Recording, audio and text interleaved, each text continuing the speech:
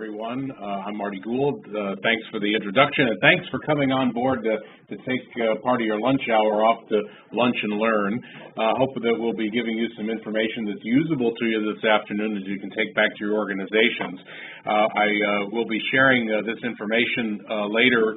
Chuck, at the end of today's program, will be able to show you how you could pick up a recording of all the slides that are in this presentation for those of you who are joining us on Join Me. And for those that are just being able to listen on the phone, we'll give you that information as well, so you'll be able to download the slides and match them back up with what you're hearing today. So I guess we should get launched and move forward. Just to give you a minute or two about us, we've been using this data intelligence for more than 20 years now, and we've applied this information to many nonprofit organizations. As we said in the opening, we've helped raise more than $80 million in contributions to campaigns, and these are just some of the organizations that we've worked with utilizing what we're going to show you today in the nonprofit world. Really, if you think about it for a moment, this whole idea of getting customers or donors or supporters to your organization, I always thought, wouldn't it be great if you could just go to the store and just buy the ones that you want? It would be great to have a customer store where you picked out the people who fit your organization perfectly, the ones who would support your cause. Unfortunately, a lot of organizations that do go shopping leave one important thing out. It's a plan. They have no idea what they're looking for. They have no budget. Heck, they don't even know what size they are. So you know what happens when you shop without a plan? You get a big surprise at the very end. Can you imagine if these people, you're buying anything that's either too big or too small? What would you say if after you purchased it, you brought it up to the counter and found out you paid $91,000 for a T-shirt? Well, there are organizations that are doing exactly that with their marketing budgets. So the moral of the story is pretty simple. If you don't know what size you are and you don't have a budget, don't be surprised if you paid too much for a suit that doesn't fit.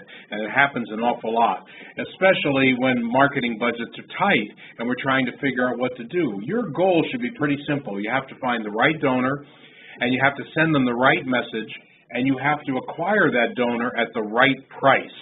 Sounds easy, but a lot of things have changed in the marketing world, and that's what's made it more difficult for all of us. Marketing has changed now because information is free, but it's attention that's expensive. And more than anything else, the customer is in charge these days, and they're very difficult to reach. The customer dictates everything. It's not the other way around like it used to be, where we used to dictate to them. Now they dictate to us. And they're tough, too. They're also immune to the way that businesses have been communicating for a long time. There's a lot of messages that they ignore. And, of course, there's so much more noise in the channel than ever before. There are many, many causes going up against that limited attention. This is a list I'm scrolling of organizations that have their very own month. And this is just 1 month of organizations, and every one of them is a very worthwhile organization, and they're all the organization of the month competing. This is just 1 month's worth of organizations. So it's very hard to motivate people when there are so many people and causes, good causes, that are out there competing for attention. And of course, for all of us, marketing has changed, because back in the good old days, maybe, 10 years ago, it was pretty simple. We used very traditional media, or we had good networks of people to talk to. The internet was just starting really to ramp up in social media, so it was pretty easy.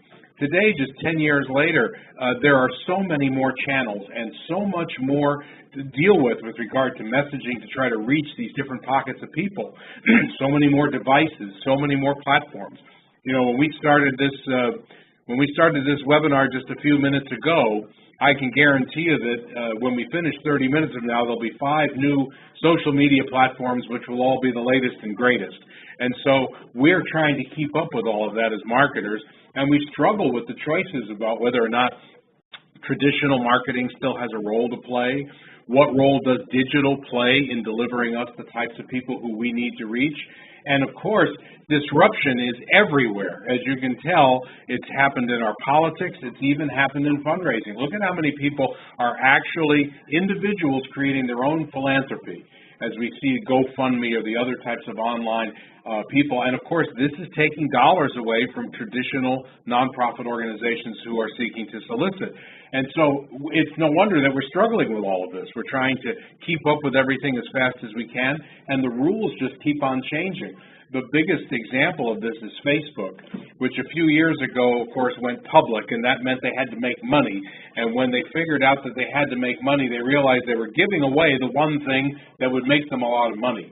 So over the last couple of years, if you've been building up people to like your Facebook page, what unfortunately has been happening over the last few years is that each year Facebook is showing your page to fewer and fewer of the people who like your page, to the point where, as of last year, less than 1% of all the people who have liked your organization's page actually get to see your posts. So in this case, an example, this is the Riverside Hotel here in Fort Lauderdale. They have over 6,000 people who like their page, but only about 60 people got to see this post. So, of course, what Facebook is doing is saying to you, look, we'd rather you buy ads from us rather than you just putting up all these ads for free. And Facebook ads are quite effective and quite efficient, and a lot of times cost very little. But that's what has to happen. So for organizations that have spent a number of years building up their likes and saying, isn't it great, we've got free media, now we find out that that's not the case, and we have to shift our thinking. And that's happening across the board in social media. But when we looked back at the hundreds of companies that we've worked with over the last 30 years, we realized that the most successful ones had something in common. Each one of them made their key decisions based on having valid information that was customized and was analyzed for their situations. Having that information and knowing what to do with it helped them make confident, easy decisions that almost always resulted in success. So the question is, where do you go to get this information? And really, the best information source is the one that you already have. Your list of previous donors, potential donors, friends of your organization, this is where that data resides, in some type of Excel file or a customer relationship management program, a CRM program. But of course, data is really, it's great to have, but it's also difficult to deal with, and it drives us crazy. And I love this cartoon that says, let's solve this problem by using the big data that none of us have the slightest idea what to do with. Well, a company that we work with called Alteryx did a study, and they found out that only 6% of businesses have all their data in one place. We were just talking about this morning here at the office. We realized even we don't have all of our data in one place, so it is difficult. So the idea is that how do you convert this raw data into actionable intelligence, something that you can do something with, how you can actually learn from it and apply it to be able to improve the types of fundraising efforts that you're engaging in. So basically, you really only need the answers to 4 questions. You need to know who your company or your organization's best customers or donors are, the ones that are drawn to your business, to your organization for whatever reason. What are the common characteristics that they share that would distinguish them from everybody else in your market area? Then you need to find other people who are just like them, kind of a mirror, so that you can know where those people are so that you can market to them. You need to know the details about their lifestyles and preferences so that you can create a message that they'll recognize and identify with. And then finally, you have to figure out what are the best ways to reach them, the different advertising or marketing channels that are available. So, of course, when you're applying this type of logic to a situation, it butts up against a common thread that we all have, which is that we're trying to reach as many people as possible. And what we found over the years is that doesn't work very well unless you're a very big consumer products company like a McDonald's or a Coca-Cola or some other type of organization where everybody can consume the product. Most of your organizations are in a niche, and therefore the best way to get the most leverage out of the marketing that you do is to focus on a segment, a group of people. Now, how could you come up with a segment? Well, it depends on how you measure the differences of people. And when we look at what make people different, the standard units of measurement, age, income, housing, or education, or family status, well, that's a good start because it does show some type of segmentation. But there are a lot of other factors that go into deciding whether or not somebody can be a potential donor or a benefactor or volunteer to your organization. Things like attitude and behavior, the habits and preferences that people use in their daily lives, and what types of messaging do they respond to. And over the years, researchers have used all kinds of different types of research. You can use geographic research where you're just focusing in on a target area, or you can use demographic research like we talked about with age. You can talk about behavioral characteristics, how people live their lives, or psychographic characteristics as to what type of persona, who they are. Well, about 35 or 40 years ago, a group of marketers decided to get together and combine all of this research into one specific type of usable product for marketers, and it's called lifestyle segmentation. And this is an analysis of demographic groups that are based on lifestyle characteristics. Experian created this research more than 30 years ago, and it's been used by nearly every major national retail company to pinpoint store locations or identify local and regional differences in shopping habits, gain insight into media usage. And of course, there are so many ways to divide up such a country as large as the U.S.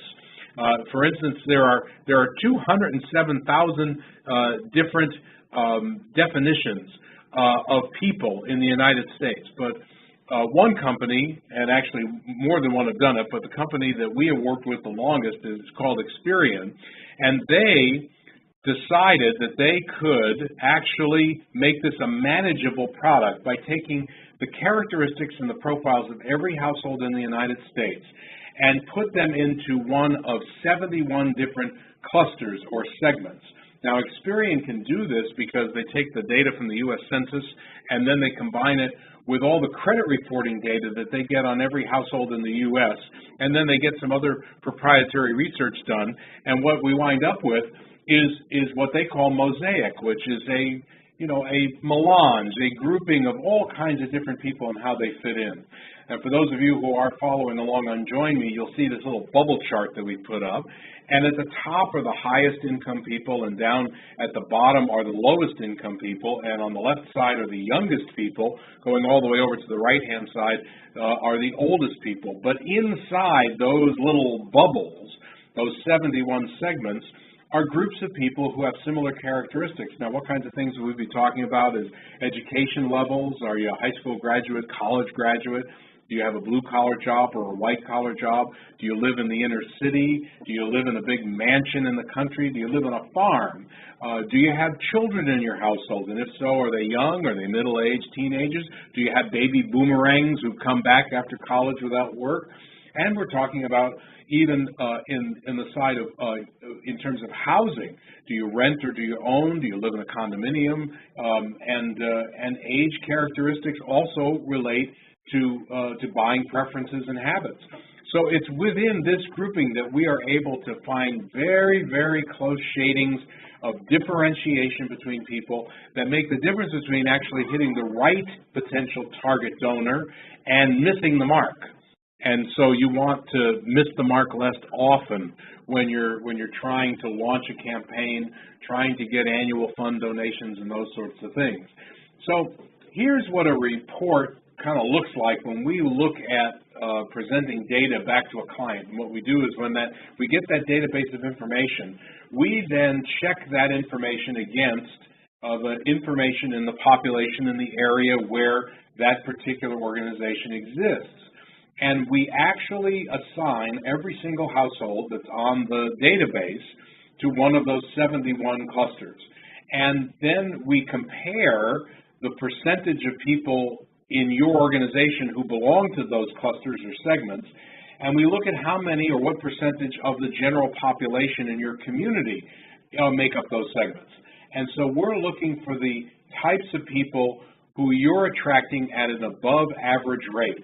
And so that what we're looking at is saying that, for example, if on the chart, for those of you who can see it, the top ranking segment on this chart says full pockets, empty nests, which makes up about 3.2% of all the people down here in Broward County, Florida, 16,920. This particular organization had over 1,000 donors or potential donors who fit that same full pockets, empty nests definition. That means that over 14% of all the people who were prospective or actual donors to this organization came from that E19 group.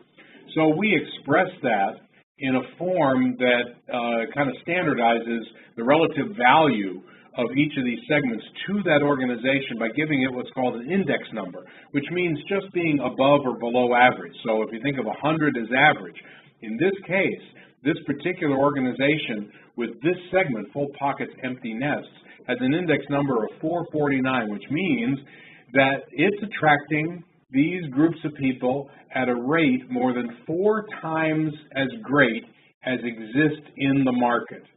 It's a little bit tough to understand the first time, and especially without, if those of you who don't have a visual, could be difficult, but you get it after a while. So we're looking for the types of people who this or any organization can attract at an above average rate. And if you have questions, we will have time to take those questions at the end of the presentation portion. You can also, if you're on Join Me, you can type in your comments, and we'll see them here, but we'll answer the questions when we're done with the presentation. So we're now going to dig deeper into each of these groups and see what is it that they have in common and what is it that's different about them. And so in this particular chart, we're looking at the demographics, the income, housing, their kind of attitude towards life, the media they consume, what issues are important to them, and what their donative behavior is like. And so we compared these, on this side, we took 3, 6, 7 segments, which were the top segments from the same group that I showed you before. And if you're looking at the chart, you can see that there are, most of the little blocks are all in the same kind of peach-pink color, which means that most of these groups have a lot more in common than is different. In fact, only 2 of the groups had a different attitude towards life than the others, 2 being more fiscally conservative. Most of them were homeowners.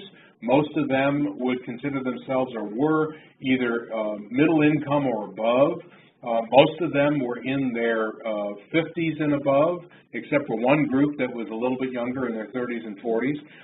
Most of these people were really geared towards health, equality, the environment. They were important on green issues. And 5 out of the 7 groups were very, very donative. They were strong on philanthropy, some donating to music and dance or politics, others to education. Some were more involved in donating to green issues, and some were more supportive of the arts and social services. There were only 2 groups out of this 7 that were not high donors, mostly because they have lower incomes. They live kind of a more quiet or smaller life. They're renters. They don't have big houses. They have jobs, but they're not high-income people. So with this, we were able to get a good overview presentation of saying, what are these people like? And what do they have in common? Why? Because that's what will tell us how to market to them, what channels and what messages are most important. So here's that full pockets, empty nests again. And Mosaic gives us a really nice presentation that shows, again, like a snapshot of who these people are. In this case, this group is empty nesters. They're highly educated. They're city dwellers. They're environmental advocates. They're very well traveled, and they're fitness-minded. Most of them are living in a single household by themselves. These are families without children, so they've got a lot more discretionary income to spend. We're also able to gather information about their media preferences and usage. And these are people who are using media, and I'm going to show you another chart in a second that shows the detail on that. Here is a bar chart that kind of gets the whole scenario of age, income, and family structure. So the bars, the little bluish-purple bars that go to the right. The farther they go to the right, the higher they're indexing above average. And if the bars are going to the left, those are the ones that are indexing below average. So as you can see, for those who can see, in the middle column, the bottom chart is presence of children, and all the bars are pointing left, which means there are very few families in this particular group that have children. On the other hand, they live in very good housing. Their estimated current home value is twice the national average in homes that are over $400,000 in value. And many of these people have lived in their areas for many years, almost 13% living in the same house for more than 25 years. And most of them are home owners, about 73%. So we're getting a picture now of who these people are, how they live their lives, what their financial conditions in. So we broke this particular piece of information down further for our client, and we were able to get more information on each potential donor. What we found out was that more than half of the people who were on the list were identified as being likely to be interested in donating. And most importantly, almost everybody on the list, 95%, were responsive to either direct mail or email marketing. In this case, 79% of the prospects were male, 70% had extremely high incomes, and 72% lived in just 8 zip codes in Fort Lauderdale. So we were able to target in on this group. Now, it's a small group. This was only very high-income people. It was a total of 271 individuals that we looked at. But these were people who were identified as having incomes over $250,000, which meant they could be approached for lead gifts or other major contributions to the organization. So the next thing we want to do is to find out where these people were located, and we plotted them on a map.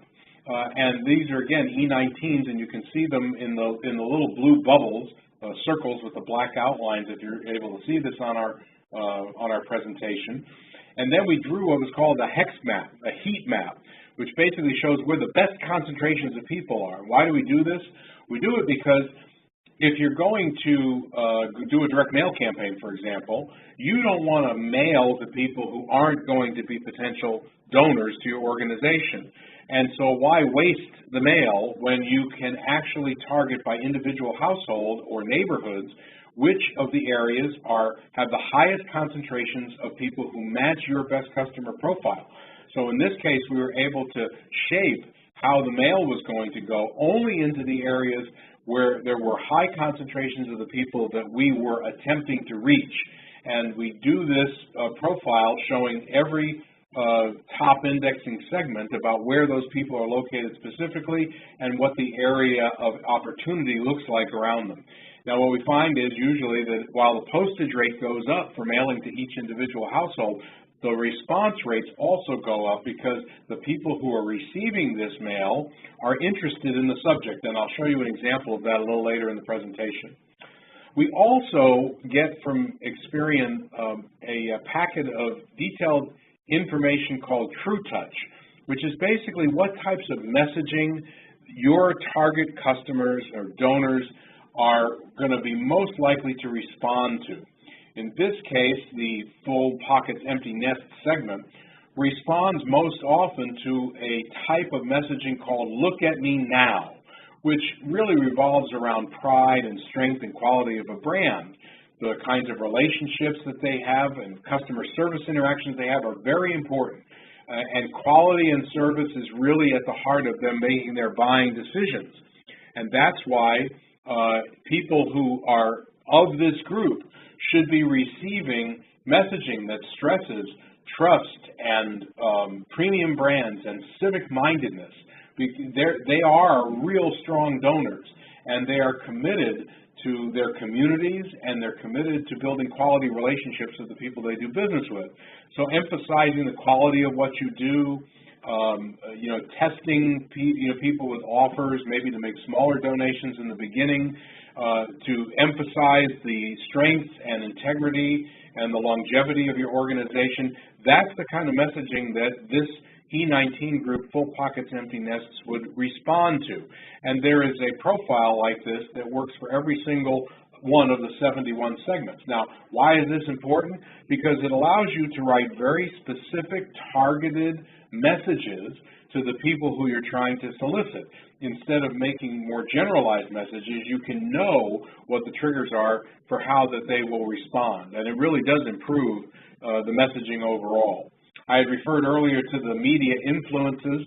This is a page that we designed that shows an overall profile of how this full pocket empty nest person utilizes media. And you can see on the left-hand side there's digital, meaning online and mobile phone usage, and they do listen to the internet. Their daily consumption of media has been changed because of the internet, and they do shop for products and services online. They still do consume traditional media. They're much more likely to read the business, finance, or editorial section of the paper, but they do read the paper almost cover to cover. They're also responsive to direct mail and also to email, but they're not so much social media people. So it seems that this group would be less responsive to things like Facebook or Pinterest or Twitter, not because they don't like them, but because they don't use them. So if they're not using that media, it's probably a good thing to avoid. So again, that profile exists for each one of the segments, the 71 segments or groups that we study. But you know, there's a lot more information available on these people, and you can get it. So we took a basic database here, and we're showing you what their estimated household income is, what their age and gender are, how likely they would be to donate, whether or not they own a home, and if so, what kind of home, the number of people who are in that home, what type of impact would they respond to message-wise, what their responsiveness is to internet advertising, magazine advertising, radio and TV. You can also get detailed information on whether or not they have a home that's free and clear, or what their mortgage rates are, or mortgage levels are, how much equity is in their home, what their financial situation is regarding what types of investments they belong to. So you can append your data and go as deep as you need. We also are able to find out from this data what types of charitable activities and organizations people prefer. So in this case, we were comparing 3 different organizations: social services, arts and culture organizations, and education, and to see which ones indexed above average, again above 100. There's somebody who I don't think has muted their phone. If I may pause for just a second. If you could mute your phone, it might be a little easier for everybody. Sorry about that. You know, these phones and everything get a lot of crosstalk. So, hey, that's much better. Thanks so much. Appreciate it. So this can give you a picture of looking at the types of people who are most likely to donate to the type of philanthropy that you are providing. You certainly would want to look at the types of people who index the highest towards your particular service. And this chart allows you to do that very quickly and easily, that you can identify which ones are the top performers. In this case, in this particular chart, we were looking at A2s and C12s as being highly likely to contribute to arts, culture, and the humanities, which was a type of donor that we were looking for. But we can actually look at all the different segments for all the different types of charitable activities. This is a chart that we pull out. This one says donating to arts, culture, humanity charities, but we also have it for politics. We have it for social service organizations, and then there's about a dozen different ones. And we can actually get right down deep to say each one of the segments that fit your profile to see how likely they are to make contributions. And when you compare that to the organization, to each individual's financial capabilities and all the rest, then you've got a really good picture going in about being able to ask for the right amount of money at the right time. We had an organization that when they got their profile, they realized that there were a number of donors they had who had high incomes and were highly likely to donate, yet they were only getting very low minimal contributions. And so this is very important. You don't want to have to go in and undersell yourself when somebody's capable of making a much larger gift. So let me give you some practical application of how we've done this for some other nonprofit organizations. This is a synagogue that we did an analysis on here down in Florida to find out what types of people were members and then where could they go to find other people who could potentially join. So what we found out is that almost 2/3 of all of their members came from those A group segments, A 1, 2, 3, 4, 5, and 6, which means they are the ones with the highest incomes in the United States. So they have very high income lifestyles. Money is no object. These people have been members of that particular synagogue for many, many years. But then when we looked at the prospect list, we realized that only 1 out of 3 prospect households were also coming out of the A group. Instead, we found the prospects looked a little different. We marked them with stars over here. We found out that most of the people where the real potential were in the households that had families with children, which was an area of importance to them, to the synagogue leadership, because they wanted to build additional people to send their children to the Jewish day school and Sunday school that they operate. So here we started now to break down the math to try to figure out who was available to target and who was most likely to be the best target prospect. But then we had to dig a little bit further, and we realized that we were dealing with 2 different groups, as we said. One, this group called Power Elite, wealthy, highly educated, well-invested, supporters of the arts. And then this B group, which are also affluent. They do contribute to charity, but they're saving up money to sending their kids to college. They're very oriented towards family activities. So these are 2 different people with needing 2 different types of messages. Then we looked at it by zip code and said, okay, where are the Jewish households, the prospects? And we broke it down by zip code and found the top ranking zip codes and communities where there could be potential prospects. Of course, there are synagogues in these communities as well, so the question was, what was it most likely to yield in terms of potential prospects, and where were the best opportunities to do so? So we actually took a look at all of the potential prospects within 2 miles, within 5 miles, and within 10 miles of the synagogue. We looked at how many households there were total, and then how many prospects there were available, in terms of saying, well, most likely you had to be Jewish or be able to, want to be Jewish to consider joining a synagogue. So then we started plotting these people on a map. So we plotted the members on a map, and we found that most of the members were within 3 miles of the synagogue, that they lived within, 2, 3, 4 miles of the synagogue, especially the affluent families.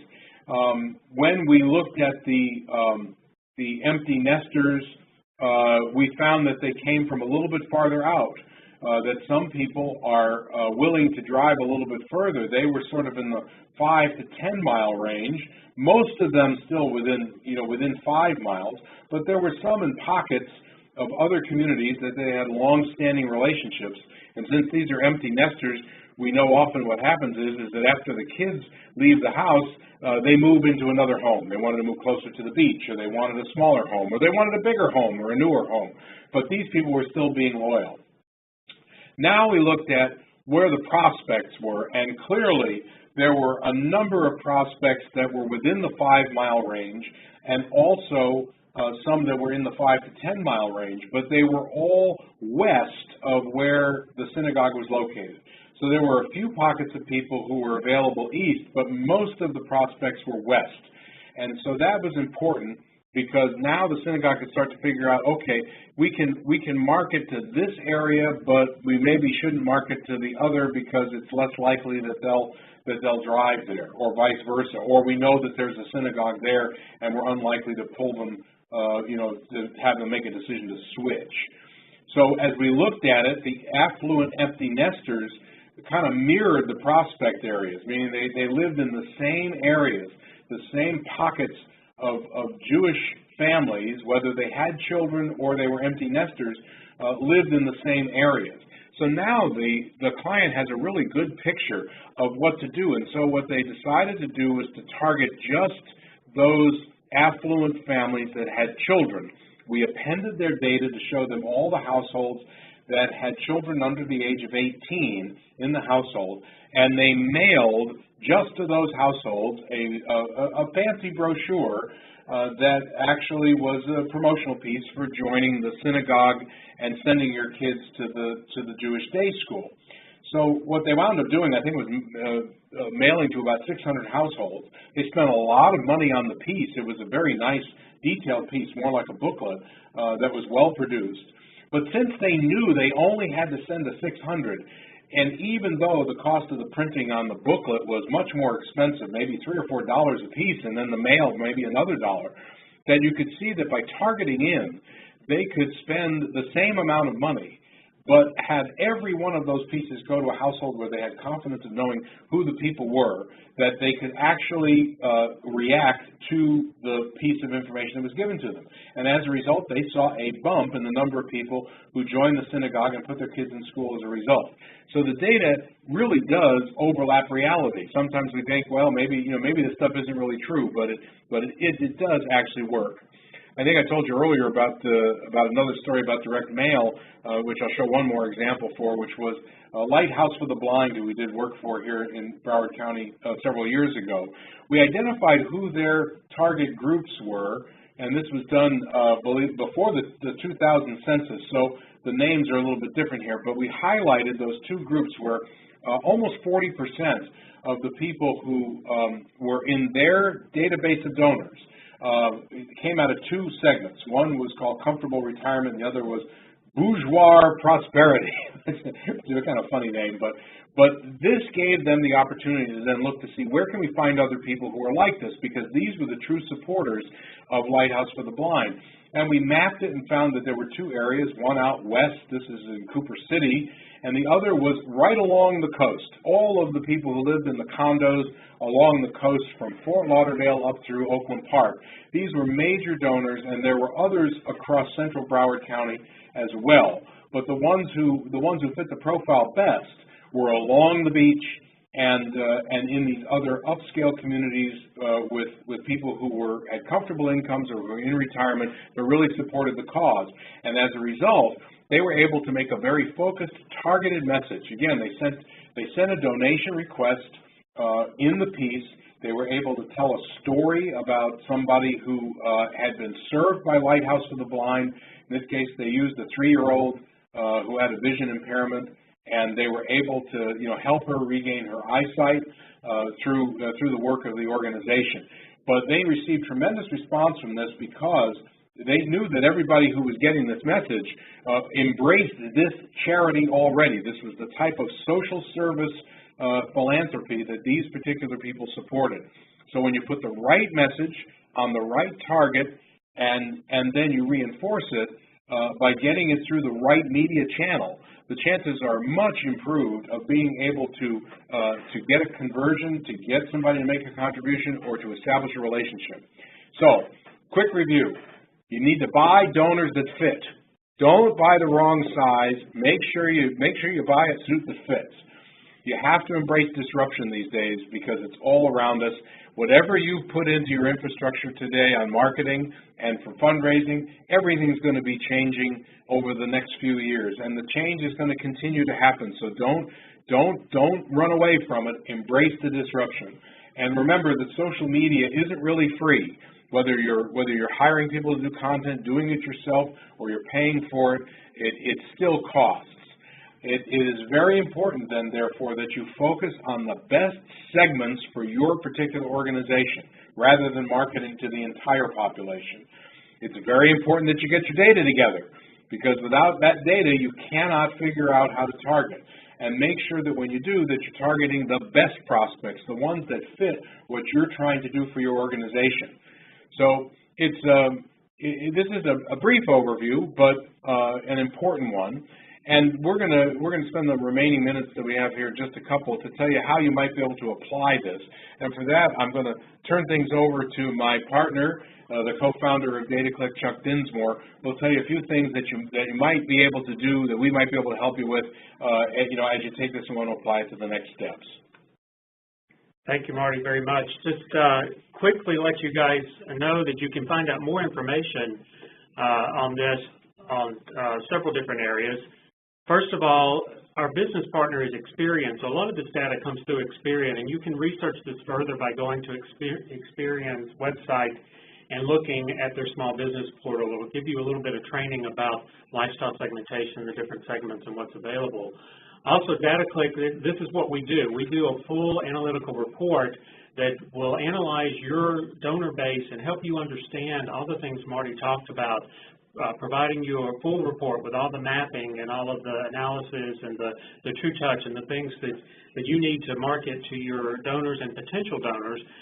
Also, we have another solution if you want to find out more. It's our CIA, our Customer Intelligence Academy. This is a do-it-yourself solution where you can learn more about market intelligence, more about lifestyle segmentation and using it in your marketing. It's a 5-week training program that we have available as well. So we do offer special discount pricing for Florida nonprofit members. If you'd like to find out more, then we suggest you go to our website. We have a special page set up just for you guys. It's dataclick.com/FANO. So it's dataclique.com/FANO, all lowercase. And if you'll go to the site, you can request a free copy of the slide deck from today. You can request a link that will give you a recording of the entire webinar today so that you can watch it again with the video if you'd like. Also, we have a free booklet from Experian. It's their lifestyle segmentation handbook, which will help you understand these different segments. It's really full of information, 180 pages about segmentation. We will give it to you absolutely free. It's a downloadable book, and of course, all the links to other material, including the academy we talked about in our reporting. So again, it's dataclick.com, dataclique.com/FANO for FANO, just for you guys. Of course, we have to render the video from today, so it may take a day or two for us to deliver it back to you, but go in and reserve your copies of everything. You just give us your email on that site, and we'll make sure you get it as soon as it's available. So I think at this point we had a couple questions that if Marty is available, if you have questions, make sure you unmute your phone so that he can hear you. Thank you all very much for muting so that we could get a clean presentation. So go right ahead. If you'd like to unmute your phone, Marty is now available. Yes, Alice, thanks. Let me repeat the question so our video users will know it. Alice wanted to know, first of all, what happens if you're a new startup organization? How do you get data and information to be able to start to analyze? And secondly, what are kind of the measurement opportunities if you're going to do direct mail about what the expectations are? So on the first question, the great part about Experian is that they have these enormously deep profiles as well as access to lists of people who match those profiles. So if you were looking to you were saying, I'm going to build a profile of what we think our particular donor might be in terms of what their orientation is towards philanthropy, or do they have a specific type of thing that you think people will support, and if you're looking at income levels of a level of donation and the other types of behavioral characteristics that we talk about, you can actually build a model using those different attributes, and Experian then can put together a list of people who fit those attributes. The right household income, the right level of pricing that they have, in terms of the value of their home, all those other things. You could actually purchase the list from them direct and have that list. Now that would be a list that that then you would apply to direct mail. So that's step 2. So this would be a list of people who fit a profile that you have created, but now you want to test the profile. So I suppose that in situations like this, a lot of good direct mail marketers would do A/B testing, which is where they would actually send one offer out to one group of people and another offer out to another group of people to see what the response rates are. In direct mail, these days, response rates are not what they used to be, but they're still not bad. I think a good benchmark of an acceptable campaign, and and I hope I don't cause anybody a heart attack when I say this, is 0.5% response rate is a pretty good response rate coming out the door, which means if you sent, if you sent 1,000, if you got 15 or 20, that's pretty good. Now, what happens is that as you get data back from the people who respond, you start refining who you're going to market to. So what you do is you actually go back and say, okay, these are the people, this is their lifestyle segmentation code, I got more people from this group, I'm going to market to more people like this, and I'm going to eliminate some of the others who I'm not getting response from. But we have seen when we've done this type of direct mail where we have actually played with it, meaning we've shaped where the mail goes to, how far out, is the geography, and the types of people who we're concentrating on. The more we shaped it and targeted it, the higher the response rate went. So we went from an average, when we took over this one particular client, where the average response rate was under 0.3%, and we got the response rate up overall in their organization up to 0.75. And in some particular outlets, they were able to get over 1% response rate. But that's a general guideline, and it takes time, so you have to be able to stick with it. It should be something that's done fairly regularly. If you only mail out once and nobody knows what your organization's all about, it's going to be far less likely that they respond to it because they don't know who you are. Over time, the other thing that happens with direct mail that we've seen more and more is that it's not treated as junk mail if the message is good, and people then tend to hold on to it. So it wouldn't be surprising if somebody got your postcard or your envelope or whatever it is you sent, and possibly that they would hang on to that for a number of months. Maybe it's not the time of year that they'd be making charitable contributions, but later in the year they would come back to it because that's when they would be bringing their attention to it. So don't be afraid of repetitious mail. Don't be afraid of low response rates at the beginning because that's what always happens. And be confident that your message will actually be in their household and in their hands for quite a long time.